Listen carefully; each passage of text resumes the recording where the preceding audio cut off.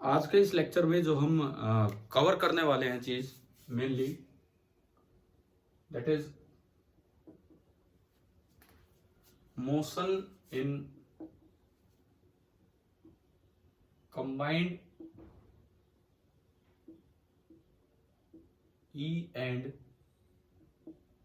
B. कहीं electric field भी लगा है, कहीं मैग्नेटिक फील्ड भी लगा है, और ऐसे में उस कंबाइंड ई और बी में किस तरह का चार्ज पार्टिकल का मोशन होगा। तो सबसे पहली चीज जो इसमें आती है that is expression for Lorentz force. Total Lorentz force क्या होगा? Expression for Lorentz force. देखो, जो F होगा it will be vector sum of F electric and F magnetic. मान लो किसी पार्ट में, किसी जगह ये दे रखा है इलेक्ट्रिक फील्ड, अंदर की तरफ दे रखा है मैग्नेटिक फील्ड, कुछ भी किसी डायरेक्शन में हमने लिए, और एक चार्ज पार्टिकल Q है जो इधर जा रहा है विद सम वेलोसिटी V। तो जो फोर्स का एक्सप्रेशन बनेगा, इलेक्ट्रिक फोर्स का वेक्टर फॉर्मूला है Q into E, and magnetic force का वेक्टर फॉर्मूला है Q into V cross B। Actually this is the most important equation of electromagnetism. अगर आप फोर्स की टर्म्स में बात करें तो इससे इंपॉर्टेंट इक्वेशन नहीं है। This is a very basic equation of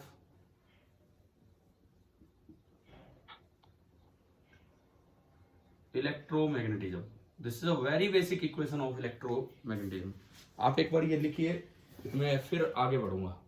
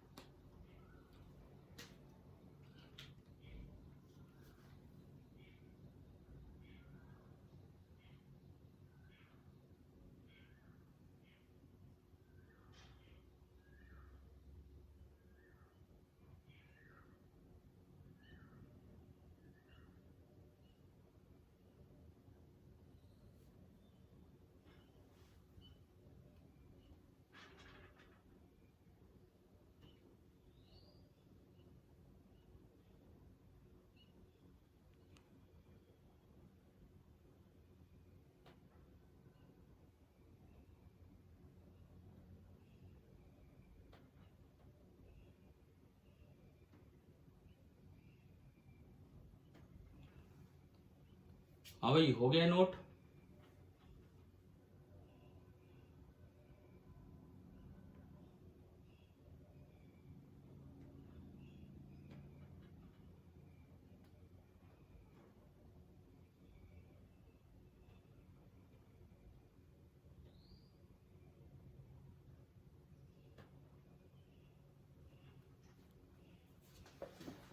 देखो, सपोज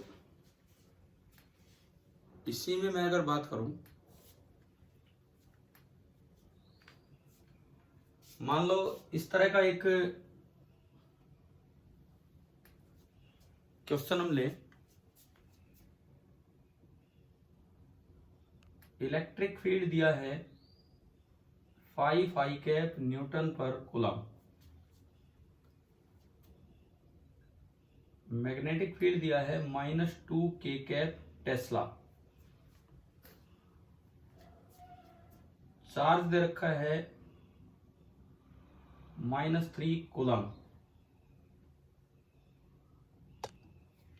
और उसकी वेलोसिटी दी है 4 I कैप मीटर पर second. Find force acting on Q। ये आप कीजिए।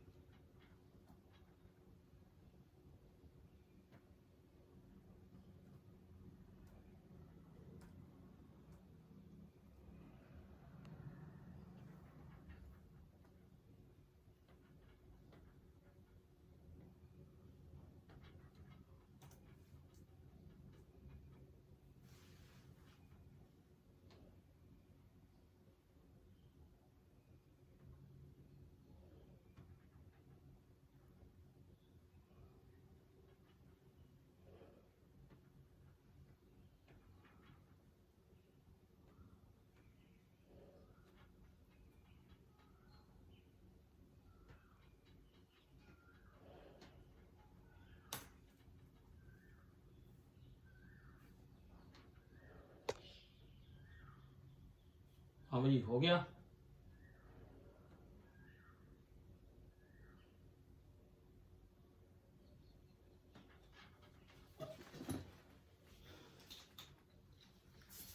चलिए देखिए करते हैं अब इस सवाल को, शायद आपने कर भी लिया होगा।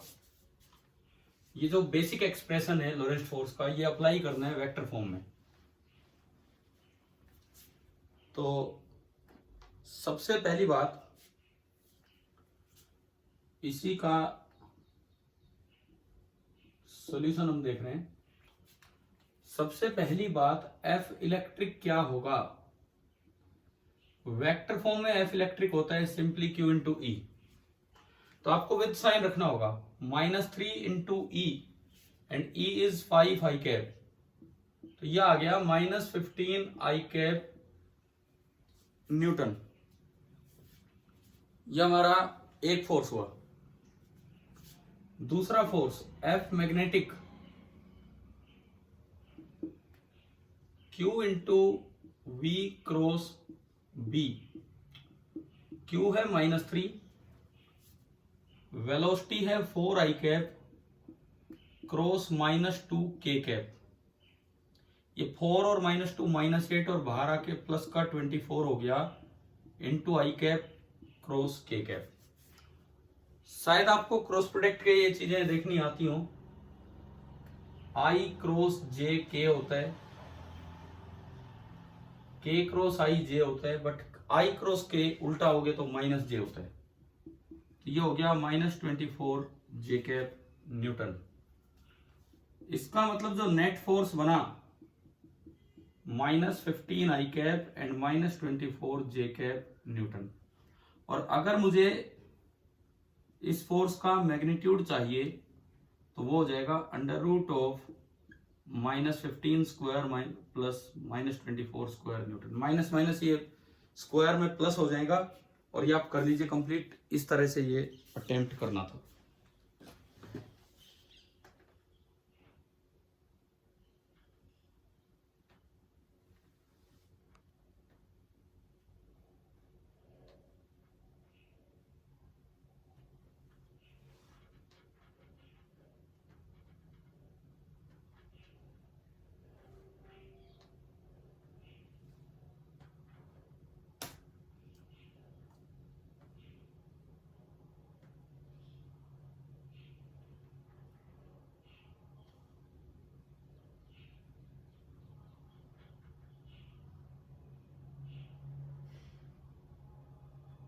ये करिए, फिर आगे बढ़ते हैं।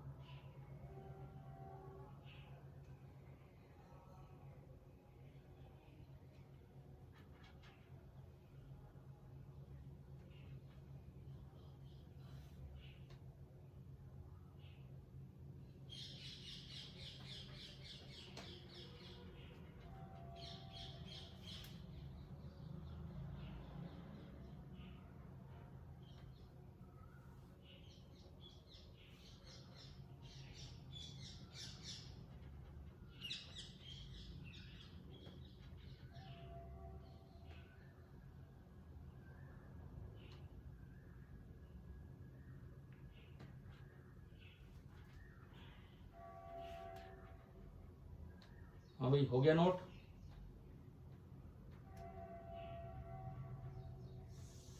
चलो अब इसकी एप्लीकेशन देखते हैं। ये आपको समझ आ गया होगा किस तरह से हमने फोर्स सोर्स बनाए हैं। अब हम चलते हैं इसकी एप्लीकेशन पे।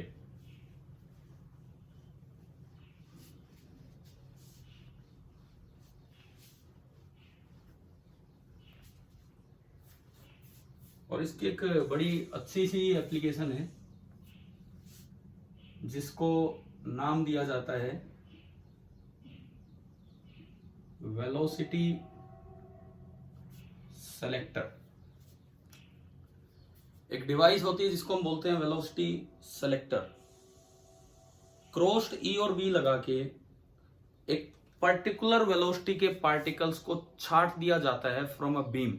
एक बीम आ रही है चार्ज पार्टिकल्स की, उनमें से क्रॉस्ड ई और बी लगा के, ई और बी के बीच का एंगल 90 डिग्री करके मुझे एक पर्टिकुलर वेलोसिटी की बीम चाहिए, बस वो निकाल ली जाती है। कैसे निकाली जाती है सुनिए। सपोज ये कोई पार्टिकल आ रहा है विद वेलोसिटी v1, ये कोई पार्टिकल आ रहा है विद वेलोसिटी v2, ये कोई पार्टिकल आ रहा है विद वेलोसिटी v3, और v2 एक पर्टिकुलर वेलोसिटी के बराबर है v0 के। अच्छा, चार्ज मास अलग अलग है, q1 m1, इसका q2 m2, इसका q3 m3, मतलब चार्ज और मास से कोई लेना देना नहीं।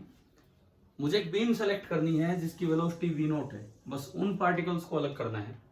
तो तरीका क्या होता है सुने, यहां पे दो प्लेट्स लगा दी जाती हैं, दो चार्ज प्लेट्स, और ये एंट्री पोर्ट छोड़ दिया गया है। बिल्कुल इसके सामने एक एग्जिट पोर्ट रखा जाता है, दिस इज एग्जिट पोर्ट। इसमें ना क्रॉस्ड ए और बी लगाए जाते हैं। कैसे? सपोज ये प्लेट पॉजिटिव है और ये प्लेट नेगेटिव है, तो इस डायरेक्शन में पॉजिटिव से नेगेटिव की तरफ आपने कोई पर्टिकुलर वैल्यू का ई लगा दिया,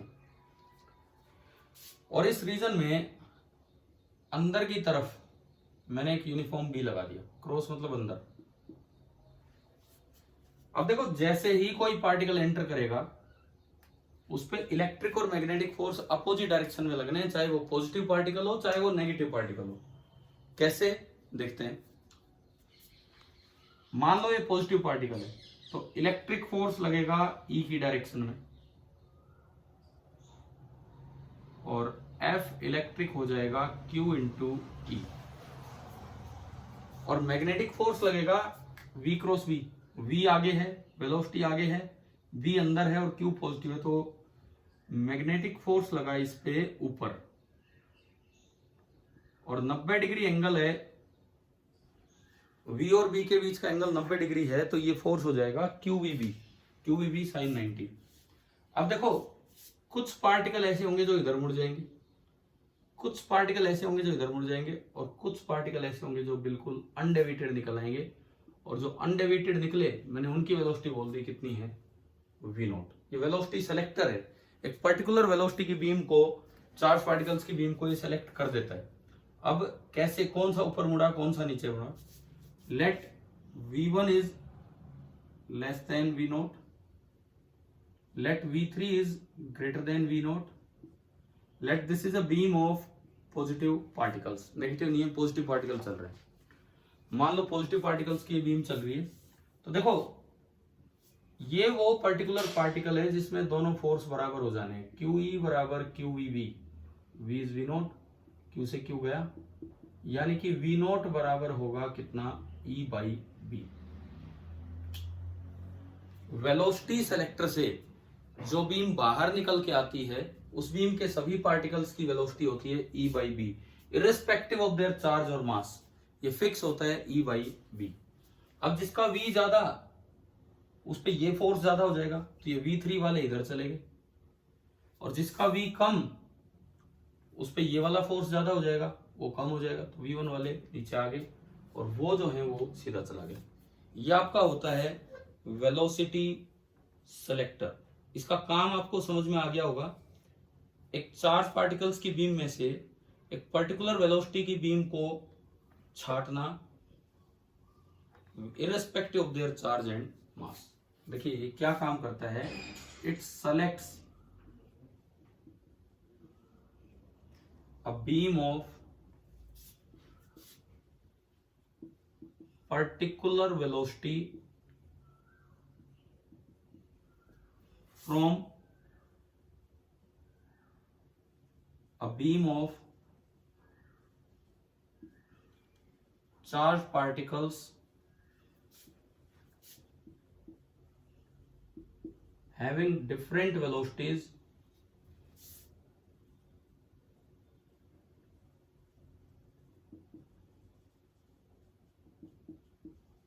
irrespective of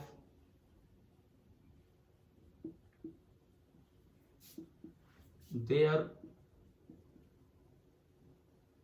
charge and mass. ये आपका होता है वेलोसिटी सेलेक्टर। आप नोट कर लीजिए इसको ना, this is your velocity selector.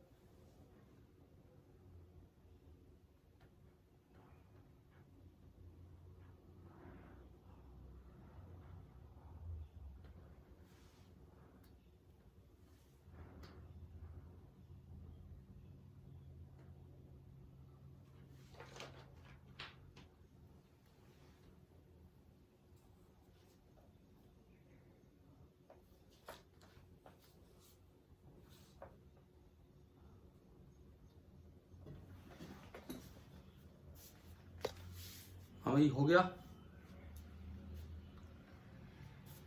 हो गया क्या नोट, बताओ? हाँ सर। तो ठीक है, आप कीजिए 2 मिनट ना।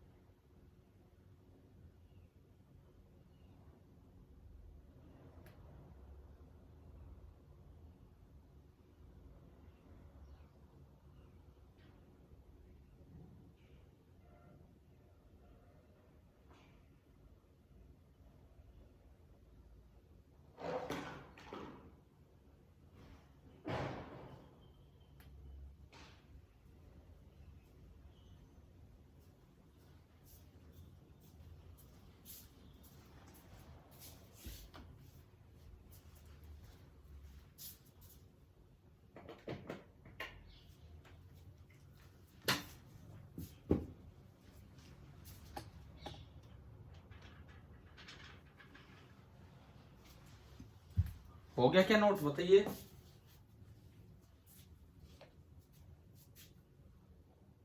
यस। ठीक है। अब देखो, वेलोसिटी सेलेक्टर का एक अच्छा सा यूज किया था जे थॉमसन ने, जब उन्होंने इलेक्ट्रॉन का चार्ज बाई मास निकाला था। ये आप देख लीजिए, यूज ऑफ वेलोसिटी सेलेक्टर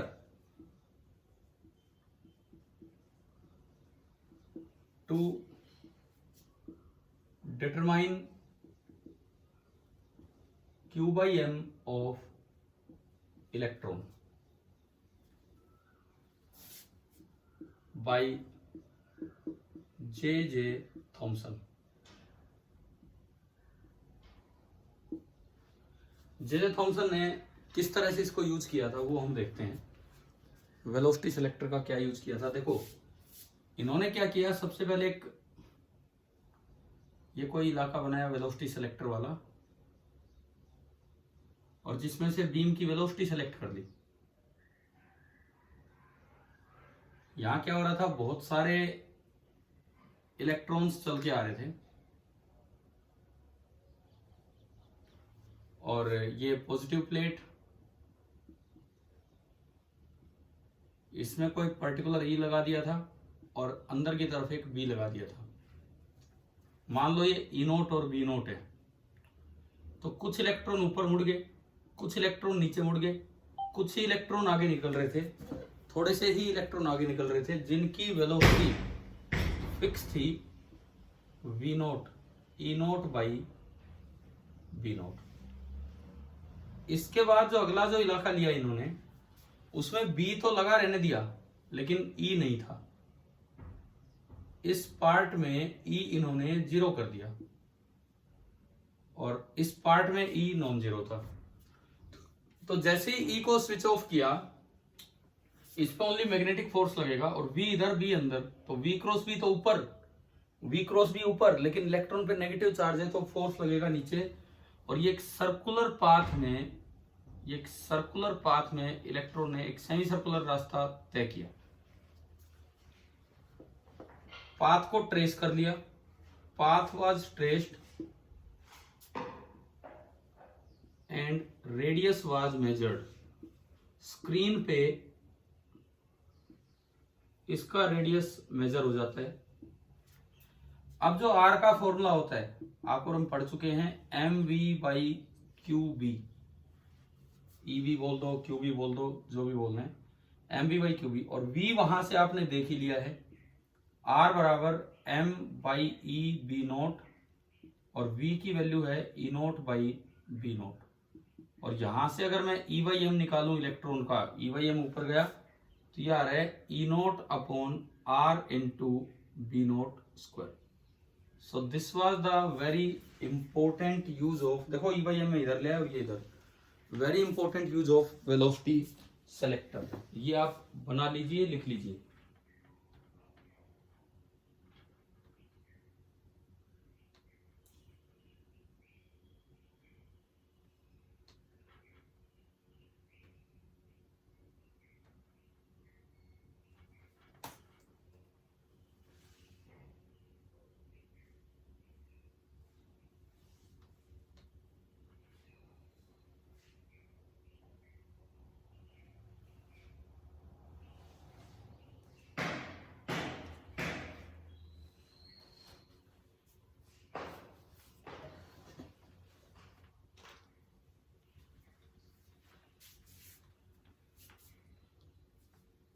एक और ऐसी डिवाइस जिसका नाम आप शुरू से लेते रहे हैं, पूछा भी था आप लोगों ने कि वैसे उस सिलेबस में से तो हट चुका है अब, बट फिर भी हम पढ़ लेते हैं, कभी टेस्ट में कोई क्वेश्चन आ जाए। कौन सी डिवाइस बताओ? आप लोगों ने पहले कई बार नाम दिया उसका।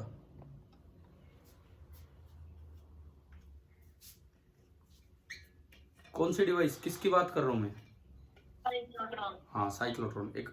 एक 5-7 मिनट उस साइक्लोट्रॉन के बारे में और देख लेते हैं। आसान सी चीजें कंबाइंड ई और बी पे।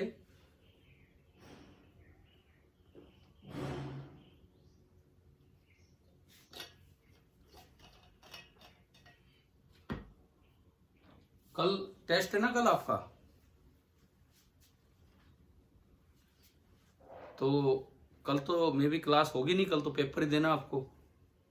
तो आज ये लास्ट की क्लास है इस टेस्ट से पहले। तो देखो, हो गया भाई? नोट हो गया हो तो बताएं।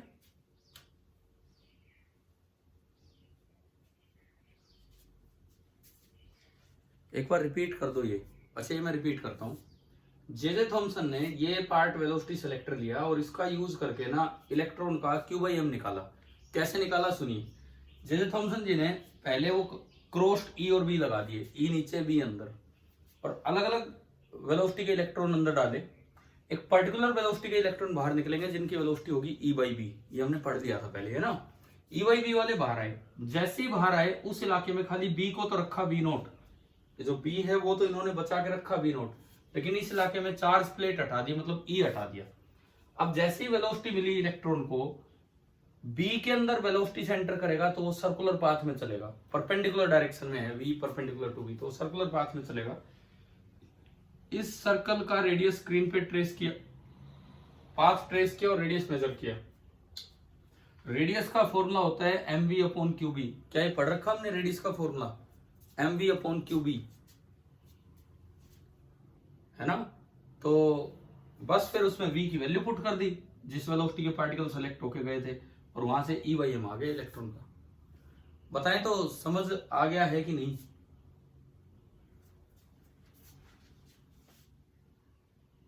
हाँ भाई, सर। क्या कह रहे हो? बढ़ू आगे कि नहीं? सर ये इधर इधर तो इलेक्ट्रिक फील्ड तो डाउनवर्ड डायरेक्शन में है। हाँ, वेलोसिटी आगे है। हाँ, तो ये परपेंडिकुलर हो गए सर, आपस में फोर्स कैसे लगेगी? ये क्या बात कर रहे हो? इलेक्ट्रिक फील्ड का वेलोसिटी से कोई लेना देना ही नहीं होता। इलेक्ट्रिक फील्ड आप यहाँ की भी तो होते हैं ना। है?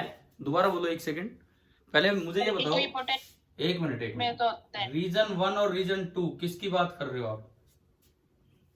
Sir reason 1। रीजन 1 में आपका कहना है कि अगर इलेक्ट्रिक फील्ड के परपेंडिकुलर डायरेक्शन में आप चल रहे हो तो आप पे कोई फोर्स नहीं लगेगा। इलेक्ट्रिक फील्ड का फोर्स फिक्स होता है। फील्ड अगर है तो फील्ड की डायरेक्शन में फोर्स लगेगा। अगर पॉजिटिव चार्ज है तो फील्ड की डायरेक्शन में, और नेगेटिव चार्ज है तो फील्ड से अपोजिट। चाहे आपकी वेलोसिटी किधर ही हो, वेलोसिटी से इंडिपेंडेंट होता है ये फोर्स, Q इंटू ई। अगर पॉजिटिव चार्ज आएगा, चाहे वो इधर जाए चाहे उधर जाए, चाहे सीधा जाए चाहे नीचे जाए चाहे ऊपर, पॉजिटिव चार्ज अगर एंट्री लेगा तो फोर्स नीचे लगेगा, नेगेटिव चार्ज अगर एंट्री लेगा तो फोर्स ऊपर लगेगा।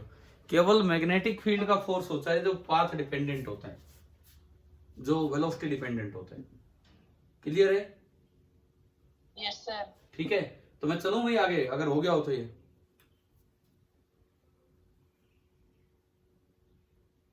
देखिए। अब आगे सुने, आखिरी चीज जो आज हम देख रहे हैं दैट इज साइक्लोट्रॉन। और ये लास्ट 10 मिनट्स का दौर चल रहा है, तो आप ढंग से सीखिए। साइक्लोट्रॉन, इसमें क्या होता है, ऐसे डी शेप के दो चैम्बर होते हैं, होलो मेटालिक चैम्बर। ऐसे डी शेप के ना दो चैम्बर से होते हैं, और यूं है ये। इसके सामने एक और ऐसा ही चैम्बर, खाली डी टाइप।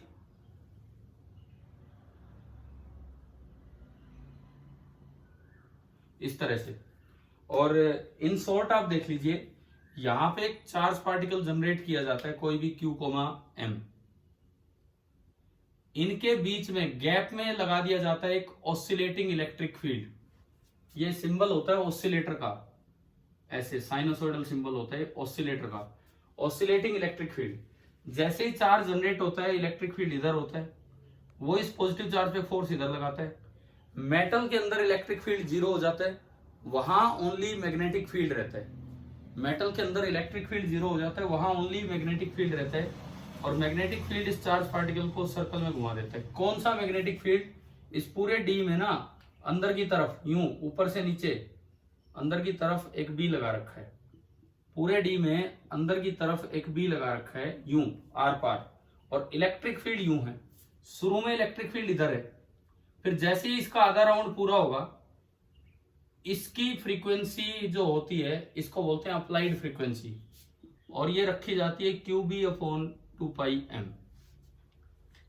और इसके जो घूमने की फ्रीक्वेंसी होती है उसको बोलते हैं साइक्लोट्रॉन फ्रीक्वेंसी, और वो भी होती है QB/2πm। क्या हमने पढ़ा है कि टाइम पीरियड पूरे सर्कल में घूमने का होता है 2πm/QB? क्या फॉर्मूला पढ़ा है? टाइम पीरियड का फॉर्मूला पढ़ा है 2πm/QB, बताएं। अरे बोलो। Yes sir. तो उसका रेसिप्रोकल हो गया घूमने की फ्रीक्वेंसी, उसको साइक्लोट्रॉन फ्रीक्वेंसी। इतनी अप्लाइड फ्रीक्वेंसी लगा दी जाती है ताकि जब इसका आधा चक्कर हो तो ये भी पलट जाए आधा चक्कर, और अब फील्ड इधर होगा तो ये इसकी स्पीड बढ़ा देगा। बढ़ी हुई स्पीड से एंट्री लेगा तो थोड़ा बड़ा चक्कर लगाएगा, उसी स्पीड से फिर निकल आएगा। देखो, जब डी के अंदर घूमेगा तो केवल मैग्नेटिक फील्ड है, वहां स्पीड नहीं बढ़ेगी, वहां केवल मुड़ेगा।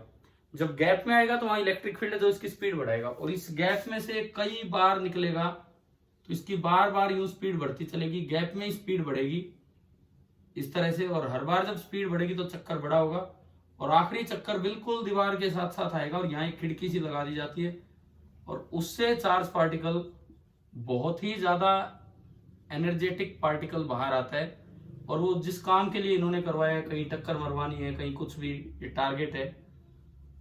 तो मैंने आपको इन शॉर्ट बताया है कि साइक्लोट्रॉन का काम क्या है, और इसकी कंडीशन ये होती है कि प्रॉपर वर्किंग तब करेगा जब न्यू अप्लाइड बराबर हो न्यू साइक्लोट्रॉन। होता क्या है, जो इसके पलटने का टाइम है वही इसका टाइम पीरियड है। आधे टाइम इसका निकला, आधा टाइम उसकी वेव का हो, फिर आधा टाइम इसका निकला, आधा टाइम उसकी वेव का होगा, तो बार बार प्लस माइनस इसको सपोर्ट करते रहते हैं। और ये जो डिवाइस है ये आपकी होती है साइक्लोट्रॉन। साइक्लोट्रॉन लॉरेंस और लिविंगस्टोन नाम के दो वैज्ञानिक थे, उन्होंने ये डिवाइस डिजाइन की थी। और इसका जो मेन प्रिंसिपल है ना वो ये है कि आपका जो रिवॉल्यूशन फ्रीक्वेंसी है this is independent of speed, this is independent of speed. तभी तो ये मैच हो पाएंगे, नहीं तो मैच नहीं हो भाई। ये तो एक अप्लाइड फ्रीक्वेंसी आपने लगा दी। हमने पढ़ा था कि टाइम पीरियड ऑफ रिवॉल्यूशन जो होता है वो एनर्जी या स्पीड पे डिपेंड नहीं करता है। तो ये सिंपल सी डिवाइस आपकी साइक्लोट्रॉन है। बहुत ज्यादा ना बना के सिंपली ये बना दीजिए। और ये जो मैंने कंडीशन इसमें लगाई है इसको हम बोलते हैं रेजोनेंस कंडीशन। ये मैच होगी तो ही साइक्लोट्रॉन काम करेगा, नहीं तो वो काम नहीं कर पाएगा। लिख लीजिए भैया आप ये ना।